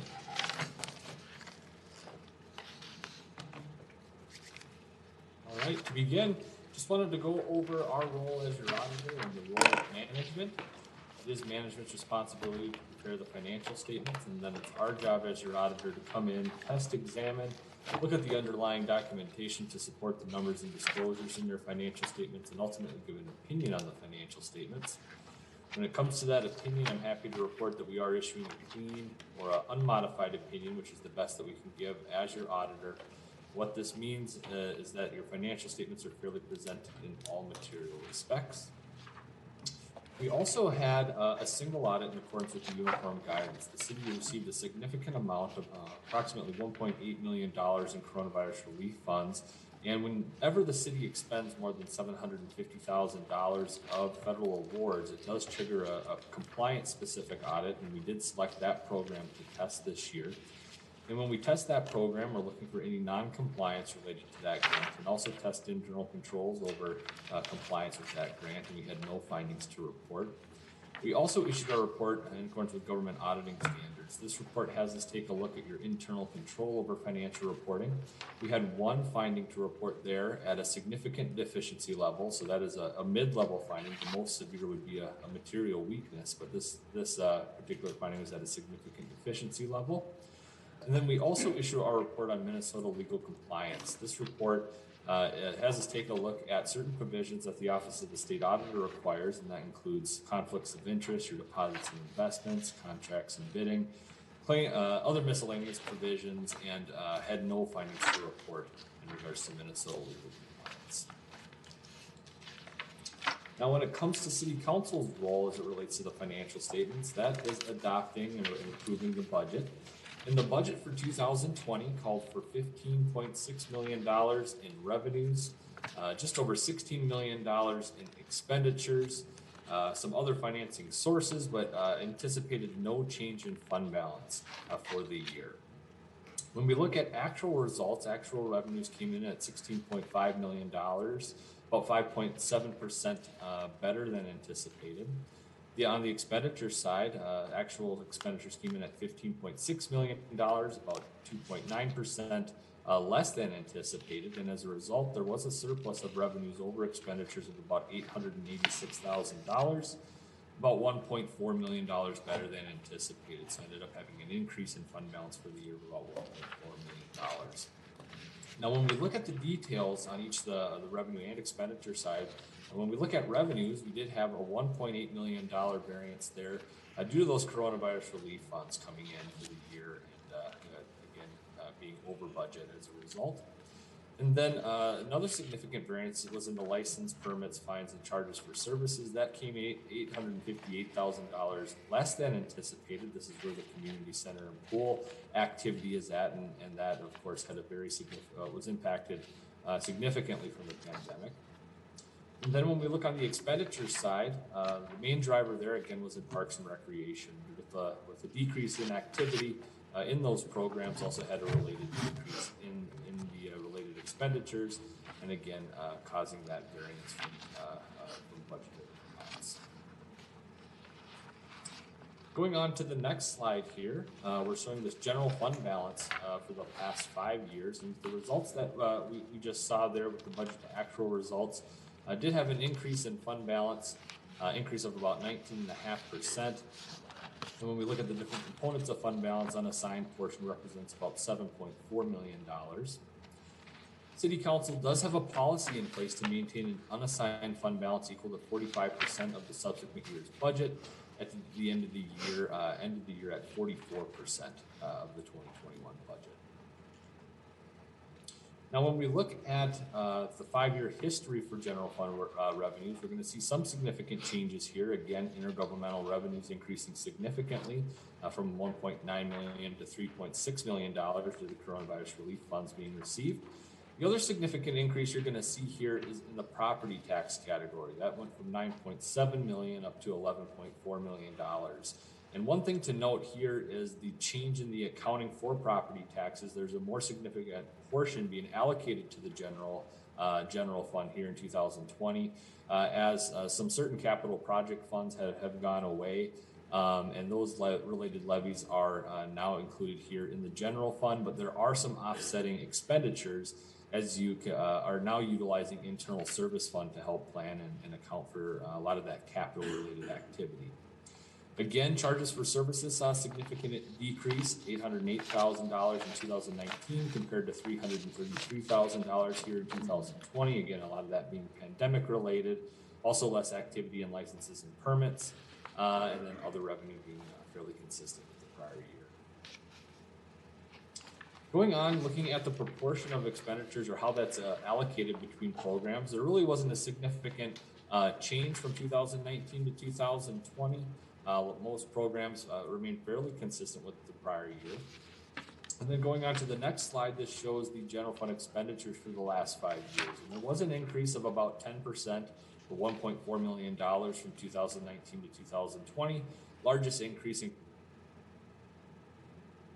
occurring in public safety, about a $930,000 increase there. And there were increases in salaries, benefits, fire protection services, and also the costs related to the internal service fund. So there are charges that are related to that to help fund the activity in those funds. Park and recreation saw an increase here in 2020. That going from $2.6 million to about $2.9 million. Also saw increases in public works and community development. Again, a lot of the charges for services to fund those internal service funds are now being recognized in the general fund. Next, we'll take a look at the enterprise funds of the city. First being the water utility. There was an increase in operating revenues for the year from $3.7 million to just over $4.4 million in 2020, about a $734,000 increase. There were increases in rates in residential, commercial, and industrial. Also had an increase in consumption this year, which drove that increase. Also had a related increase in operating expenses, increasing from just over $3 million to about $3.4 million here in 2020. And the results were a operating income for the year of about $1.4 million. We also included another metric there, net income without depreciation, to give you an indication of how that fund is cash flowing. Depreciation is a non-cash operating expense, and if you exclude that number, had positive operations of about $1.5 million. Next, we'll take a look at the sanitary sewer utility. This one did see an increase in operating revenues, also had an increase in rates here, so increase of about $237,000 in operating revenue. Operating expenses increased from $2.2 million to just over $2.3 million, with some increases in sewer disposal costs, and the results was an operating income of $489,000, and excluding depreciation, about $622,000 for 2020. Next, we'll take a look at storm drainage utility. Operating revenues were fairly consistent from 2019 to 2020. There were some significant maintenance-related projects back in 2019, so you are seeing a significant decrease in operating expenses, getting back to 2018 levels, and the results were a operating income of $683,000, just over $1 million when you exclude depreciation. Going on to the streetlights utility fund. Here, fairly consistent operating revenues, a little bit of an increase in operating expenses, and ultimately had a operating income of about $28,000, about $60,000 when you exclude depreciation. We also provided some information or some per capita trends here. So you did see an increase in the per capita revenue amount, going from 931 to 957. Part of that being that increase in intergovernmental revenues with the coronavirus virus relief funds that were received here in 2020. Also had an increase in property taxes per capita. And also on the expenditure side, you saw some increases there as well, spending some of those dollars down. And as a result, you did see an increase in that per capita number, going from 653 per capita to 702 in 2020. Last, we have the tax capacity, certified tax levy, and tax rate. And the tax capacity is the orange line there. That is the number that is tied to market values within the city. And the green bar, or the green line there, being the certified tax levy. And the tax capacity did increase at a greater rate than the tax levy had. And as a result, you did see a decrease in the city tax rate that went from 47.6% in 2019 to 46.8% here in 2020. And that's a high-level review of the financial results for the year. Wanted to thank AEM and Nate Jacobs and the rest of the finance team for all the help during the audit. And again, I'd like to open up for any questions. Thank you, Andrew. Questions from the council? Nancy? Hi, could I get just that figure again for the percentage from 2019 to 2020? The 2020 On that last you slide? had 46.8. What was the number for the previous year?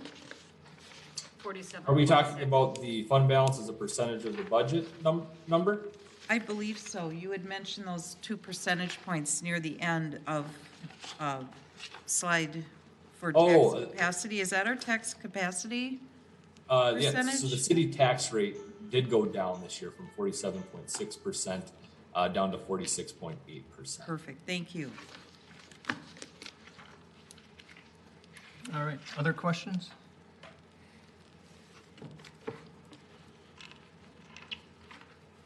All right, Andrew, thank you. Thank you so much for having me tonight. You're welcome. Looking for a motion on this item? Nancy? I'll make a motion to accept the 2020 annual financial report from Bergen KDV. All right, thank you. Looking for a second? John? I second that motion. All members in favor, please say aye. Aye. Opposed, say nay. Motion carries.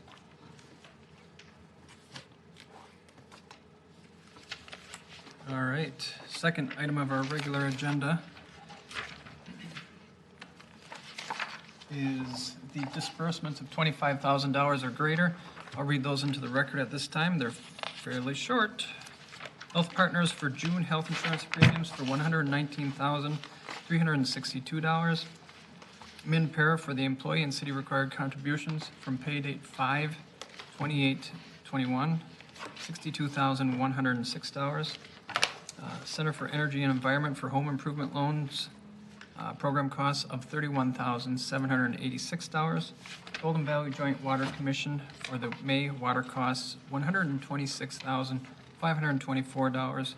Total disbursements of $25,000 or greater is $339,780 and 42 cents. Questions from the council on any of these items? Seeing no question, looking for a motion. Brendan? All right, I make a motion approving the disbursements of 25,000 or greater. All right, looking for a second. John? Second that motion. All members in favor, please say aye. Aye. Opposed, say nay. Motion carries. Council is considering new multiple animal licenses for 6617 Dudley. Our city clerk, Chrissy Series, is here to address the council on that. Welcome, Chrissy. Thank you, Mayor, again, and good evening, council. Ken Watashek has applied for a multiple animal license. The applicant and his roommate currently have 4 dogs and 1 cat, and additionally, there will be 4 hens at the residence. The animal control officer has inspected the property, and his report was included in your packet. Notice of the proposed license and tonight's meeting was mailed to the neighboring properties. Staff is recommending approval of the license, and the applicant is here tonight to answer any questions. And I believe there may also be a neighbor here too. So at this point, I will turn it back over to you, Mr. Mayor. Okay, thank you. All right, questions from the council? Seeing no questions. I guess I could ask a question. Yeah, go ahead. If you would please step forward. So what kind of dogs? I mean, tell us about the animals that you have. We have 2 Bernese Mountain Dogs, and they're part American Bulldog. They're my roommate Ray's, and the other 2 dogs are a Shih Tzu and a mix, a Pekingese, Shih Tzu, and Yorkshire Terrier mix.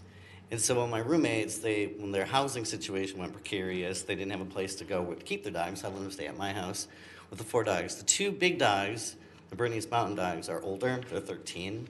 One is on a hospice care because she has cancer. So even if my roommate were to find a place, I still want to keep the dogs because I don't want to disrupt them at the end of their life. Sure. And then I have a cat. We all have cats, I think. Very nice. And then also you talked about chickens as well? Yep, we have 4 hens in the backyard too. So they're just starting them out as well, or you've had them for a while? We had them for a year. Okay. Oh, nice. Very nice. Yep, a little over a year. They're born April 29. Wonderful. Over, yeah, year and a half or over. A little over a year. A little over a year. All right. Any other questions? I'm fine. Thank you for coming in. All right. Looking for a motion on this one? Olga? I make a motion to approve the multiple animal license at 6617 Dudley Avenue North. All right, thank you. John? I second that motion. All right, all members in favor, please say aye. Aye. Opposed, say nay. Motion carries. Mayor, was there a section to provide comments regarding the multiple animal, or did we do that? Was it read in the record? You said It there was was a neighbor not. here too? It was not, I missed that. So I'm sorry I had my hand up, but not in time. Thank you. All right, if you don't mind, we will revisit that item. Is there anyone wishing to make comments? Can I make a comment? Sure, sure. So my neighbor who was here, Mr. Bob, he is using the city to harass me. And I usually was talking about the pride. Did he leave? Yeah, he did. And he just was cussing on his way out. So we were talking about, recognizing Pride Month. And this is dear to my heart. This is part of the reason why he's harassing me. Because of religious beliefs, because people think it's a choice. And this is something that is really difficult for us at my house to deal with, especially when he's walking around taking pictures of us with the camera or walking around with a gun over his shoulder. that just makes me not feel comfortable. And we talk about being comfortable, and this kind of rhetoric makes people not comfortable. And so I think we should revisit it and have him have a say, but I just had to say that. All right. Thank you for that. It's very kind. Oh, I feel bad. Has that person left? Oh, yeah, they walked out. I missed that, I'm sorry. All right. Can we reach out to him? Yep. Do we have contact information? I do. Okay. I do. I will reach out to him. Thank you. All right. Council will consider a resolution approving variances from the front and north side of setbacks for 3556 Major Avenue North. Our city planner, Dan Olson, is here to address the council. Welcome, Dan. Good evening, Mr. Mayor, members of the council. This is agenda item number 7.4. I'll start off by just showing you the general location here in blue. The Cub Foods, just for general information, is over in this area. So this is 36th Avenue. And the pink here is all the people who were notified of the hearing last night at the Planning Commission. We also posted it on Nextdoor and on the property. We also sent a notice to the city of Robbinsdale because that's located just north of across 36 there. The lot, as you might know, is owned by the city's Economic Development Authority. The EDA is proposing to sell the lot to Great Buy Homes to build a new two-story home. The lot is 35 and a half feet wide and 128 feet deep, so it's about 4,500 square feet. It's pretty small. And due to that small size, Great Buy is requesting two variances. First, along the front, which is along Major, reducing the setback from 30 feet to 28 feet for the new home. And then on the north side, which is 36th Avenue, to reduce the setback from 10 feet to 8 feet. The home will be finished as follows. It's about close to 1,900 square feet of living space on the first and second floors, and then about 730 square feet of future unfinished living space in the basement. There's also a detached garage that would be accessed off the alley. Here is the proposed site plan showing the two variances. Here is so 8 feet there, and then be reduced here to 28 feet along Major. Here is the front elevation of the home, facing Major. The Planning Commission did hold a public hearing last night, and they unanimously recommended approval of the variance. No one from the public provided comments on the variance. So tonight you're being asked to adopt the resolution to approve the variance as recommended by the Planning Commission. And I'm available for questions. The builder, Glenn Hammer, is also here tonight too, if you have questions for him. All right. Any questions for Dan? For Glenn or Dan? Or Dan. Dan. I guess I have questions for Glenn, so. Okay, that's fine. So Glenn, would you be willing to step forward? Go ahead. We don't mind. So like, last month when we talked about this, you pretty much, you had mentioned that you wanted to like work with the setback so it was more equitable with the house next door. Is that correct? So it's about the same? Yeah, basically it's the same as what we talked about before. Yeah. Trying to get more backyard Oh. for to push the house a little bit forward. You have a useless front yard. No one ever uses it, so. Yeah. 'Cause I think we require a 30-foot setback, right? Yeah, and then the house to the south is like 27 or 27 and a half, so I wouldn't be any closer Okay. to the street than the house to the south side. And then you also talked about adding a second egress window maybe or whatever, so it was, Yeah, and I did add that. Yep. And you saw it on the plan? I saw it on the plan, yeah. Okay. It looks sharp, yeah. Oh, thank And you. then, so pretty much you just, the goal is to get more backyard Yes. out of a impossibly small lot. Yes. Yeah, it's I fantastic. tried to do what I could to turn the garage to get it closer to the alley, but there just wasn't enough room to do that possibility, so that wasn't an option to do it Yeah, that way. I'm just excited to see it. I mean, hopefully you keep some kind of, well, like you said, I think you're gonna have it on some kind of website or something like that, or a record of some kind.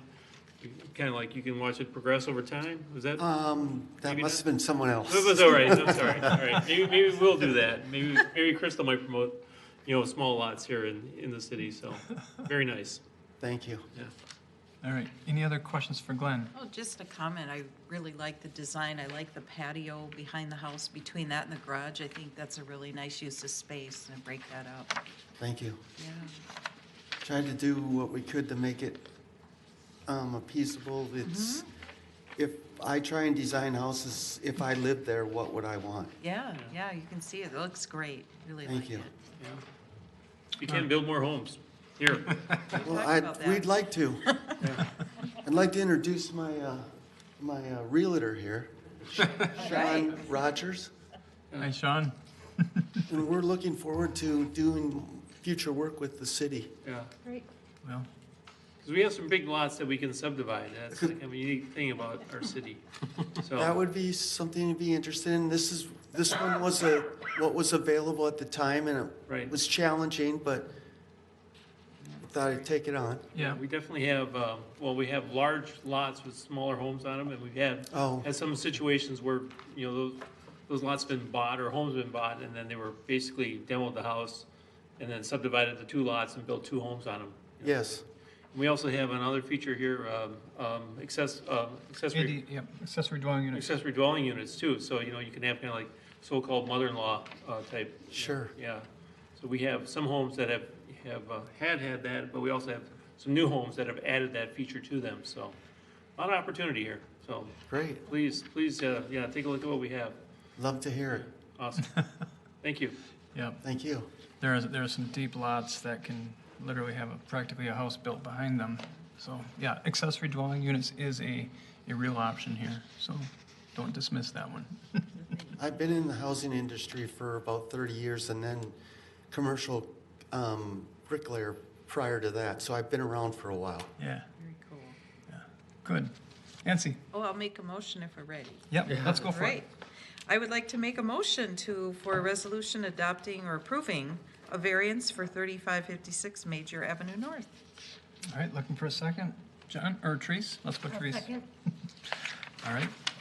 All members in favor, please say aye. Aye. Opposed, say nay. Motion carries.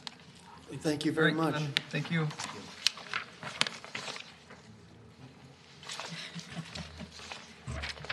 All right, Dan, do you want to continue with the next? Yes, I have the next item as well. Matt's just bringing it up here. This is a request for a lot consolidation at 3700 Winnetka. Next. This is the general location here in red. This is 36th Avenue, and this is Winnetka Avenue, and this is New Hope. You may remember about a month ago, you approved a conditional use permit for the Adath Hesed Shell Emes Cemetery. They want to build a new pavilion there. One of the conditions of approval for the CUP was to combine the 2 cemetery lots into 1 lot. So that's what they're doing tonight. That's what's motivating this application. The combined lot will continue to be addressed as 3700 Winnetka. Tonight you're being asked to approve the lot consolidation with a plat that's called Adath Hesed Shell Emmet Cemetery Edition. Here at the bottom of the screen are the dimensions of the lots. 218,000 square feet or 5 acres. The second lot is about 14.5 acres. They are also dedicating about a half an acre of new right-of-way. It turns out that right-of-way was never dedicated adjacent to this cemetery, so that's why it's sort of a larger right-of-way dedication. So the combined lot after the right-of-way dedication will be about 19 acres. For lot consolidations, just as an FYI, there is no park dedication fee required. Here is the combined lot, the final plat. So it's just, here is Winnetka Avenue on this side, and then here is the railroad on this side. We have 3 lot consolidation criteria in our Unified Development Code, and this application meets all 3. The first is that it conforms to the comprehensive plan. This lot is guided as institutional, which the cemetery conforms to. The second, it meets the purpose of our Unified Development Code, or UDC, and I've noted here that the purpose of the UDC is to create regulations that avoid or minimize negative impacts to adjacent properties. So this will continue to be an asset to the community as it has been for almost 100 years. And then thirdly, the consolidation should create lots that are in conformance to our dimensional requirements. So these lots will far exceed what's required in the R1 district as far as size and width and that sort of thing. So staff is recommending approval of the lot consolidation through the resolution that you have in front of you. And I'm available for questions. I don't think that the applicant is online. I don't see them, but. All right. Any questions for Dan from the council? Seeing none, looking for a motion. Olga?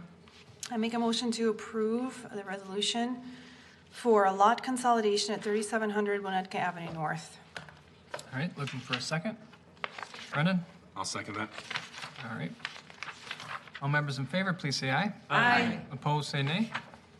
Motion carries. All right. Thank you. Yep, thank you, Dan.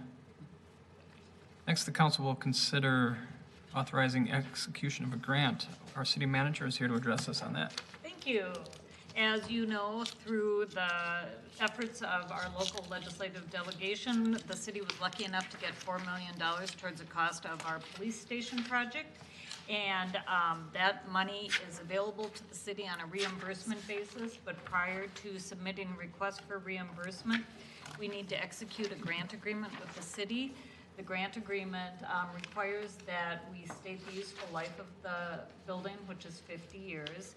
We also have to outline the sources and uses of funds, which you did earlier this year in our long-term plan, and there's an appendix within that that shows exactly how we're going to pay ourselves back and how we're going to fund the balance of the $16 million project. The grant agreement also requires that we have a deed restriction on this property, similar to what we did for Becker Park for the life of the building, which is no big deal. The council's talked about this being sort of the public core of the community from this point going forward. And then the process for what documentation we need to provide to the state in order to get money back. So the grant agreement has been reviewed by the city attorney's office, and we made one minor change, and that's it. So we're recommending approval of it, and it's in your packet. If you have any questions, please fire away.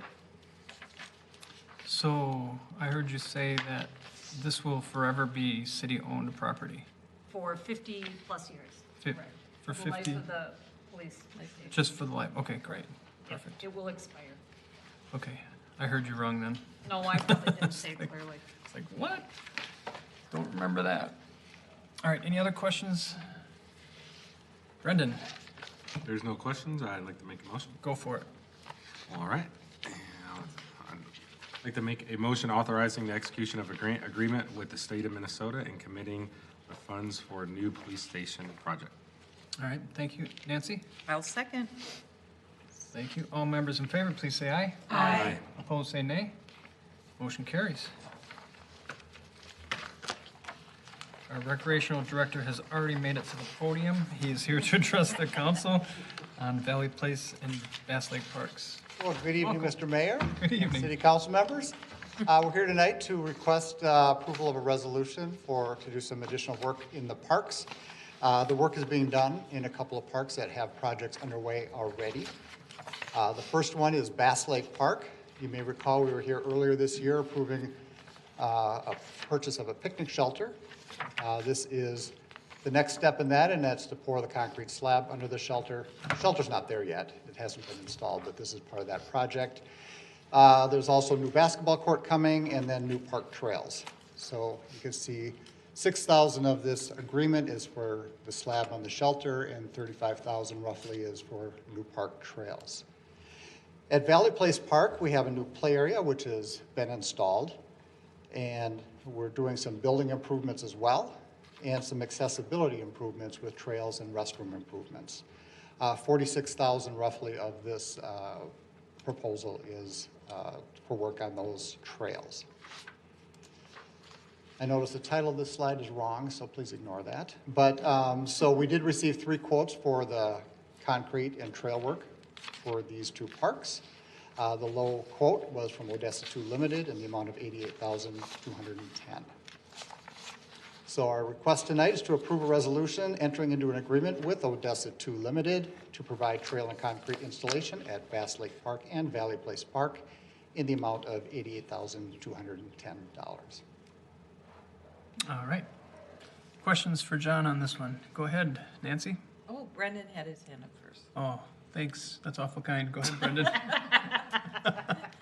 Well, this is always going to be, that's one of my favorite questions is do you have any reason why there was such a large discrepancy between the low bid and the high bid? I think the high bid was likely had a lot of other work on the plate. I did get an engineer's estimate, and that was a little over 100,000.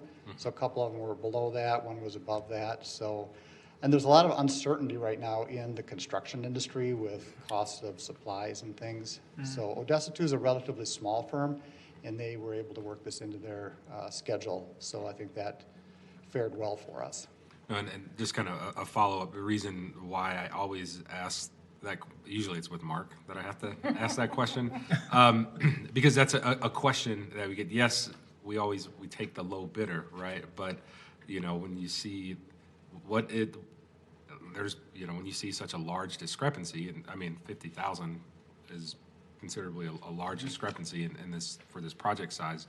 So it's kind of, but when you see two that are within 10,000, you know, I know, because I've seen it, makes sense. But I think it's more so for the general public kind of having some understanding. That's why, so thank you. Nancy, you had a comment? Yep, my comment was timeline for this. Once approved, if approved tonight, which I think it will be, what is the timeline on construction? So for this segment of the project, Valley Place Park, I believe they would start relatively soon, in the next couple weeks. Oh, okay. Very good. Are there any frolics activities, softball tournaments, or anything at the end of July? Because this probably would be done by then. Yeah, so depending on the number of teams in the softball tournament, Valley Place Park may or may not be used for the Crystal Frolics. Okay, very good. Yeah, I have to say the playground at Valley Place, if you haven't checked it out yet, it's spectacular. Thank you. Really nice. I think that's a matter of opinion. I will second it. I was over there last night. It is Good try. spectacular. Good job, John. Thank you, appreciate Just that. get on that zip line, Mayor. They have a chair sitting there, just a chair. You sit in it, and it looks really innocent. It spins. If you're my age, don't do it. Do you speak from experience? Oh, yeah. How many hours were you in that chair? Yeah. It was moments. I'm afraid it was moments. Yeah, it looks nice. It's a great work in process. All right, any other comments, questions? Seeing none, let's look for One quick comment. Yeah. I live really close to Bass Lake Park. Super excited for that trail to go through there. I think it's going to really drive a lot more foot traffic into the park. And just super excited to see that come to fruition. So. Yeah, it's very cool. All right, looking for a motion on this item. Do you want to do this? It's in her backyard, one of them, so I'll make the motion. Therese, there you go. Well, we all can use the park. It's not like. I know. It's your backyard, you're doing the motion, I guess. Okay, yeah, so make a motion to approve the improvements at Becker and Valley Place. Thank you, Therese. Dave, Second. your backyard too. Yeah. Awesome. that's right. All members in favor, please say aye. Aye. Opposed, say nay. Motion carries. All right, That's okay. but wait, there's more. All right, fiber optics. Our city Okay. manager, Ann. Thank you. As you know, Crystal is part of the Joint Water Commission, and over the last couple of years, the Joint Water Commission has been working on building in redundancy into some of our major facilities by way of adding fiber connections between the reservoirs and the water towers. And at last week's Joint Water Commission meeting, the commission approved this project, which is connecting fiber to the Medicine Lake Water Tower. And you're asking, why does Crystal care about this, other than that it's part of Joint Water Commission? We are the project manager for that project. So we're asking the Crystal City Council to approve authorizing the contract for this fiber optic connection to the Medicine Lake Water Tower. We will be the project manager. The Joint Water Commission is paying for it. It's part of our Alright. capital project, the commission's capital project. Okay. questions on this item? Seeing none, looking for a motion. John? Make a motion authorizing the contract for fiber optic installation to the Medicine Lake Water Tower. Okay, looking for a second. I'll second. Nancy? I'll second. I get my head turned too fast. All members in favor, please say aye. Aye. Opposed, say nay. Motion carries. That is our last item, is that right? 1, 2, 3, of the day. We do have a few announcements, however. The following announcements are Crystal Airport Open House is back and is Sunday, June 20th from 8 a.m. to 3 p.m. Do you have anything to add on that? Yes. Yeah. Come join, be a great time. Helicopter rides, plane rides. Bring a food item to donate. It'll be a great time. All right. Warbirds, right? Yep. Warbirds are coming? Yep. All right. Second item, all are invited to attend the community conversation on equity and inclusion on Wednesday, June 23rd at 6 p.m. For more information and to register, reminder, you need to register. Go to our website at crystalmn.gov. City offices will be closed on July 5th for observation of Independence Day. And then the city council will hold a work session on Thursday, July 8th at 6:30 p.m. in the council chambers at City Hall. And then council meeting on Tuesday, July 20th, and that's at 7 p.m. here at City Hall in the council chambers. Reminder to all that work sessions are open to the public. Meetings are open to the public. You can also go online to view or listen to those at crystalmn.gov. And that is it. I have an announcement. Sure. On June 26th at 10 a.m., I am working with Alana Bliss, and we are holding a backyard chicken workshop. We're partnering with Fleet Farm in Brooklyn Park. They're providing some money to pay for it and gift cards. It'll be a free event. Anyone interested at all in learning about how to keep a flock of backyard chickens, they're welcome to attend. It's free. Be good for kids. There's going to be Alana has chickens. There are going to be chicks there as well, and Fleet Farm will be there, and it should be fun. Okay. Time and where? Alana Bliss's house, she has the backyard chicken. She lives at 3415 Adair, 10 a.m. It's free. Therese, I have a question. So if you have backyard chickens, and is that considered farming? I mean, would you be able to get the tax exempt from Fleet Farm? Can you ask that question for me? Any other announcements? I'll look into that, John. Okay, thank you. Oh, I do have one. Oh, maybe Councilmember Cummings.